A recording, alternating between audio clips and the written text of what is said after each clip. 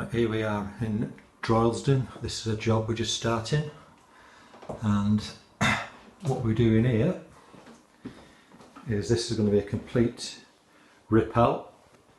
We're taking all these panels off the wall. We're going to be retiling everywhere from floor to ceiling.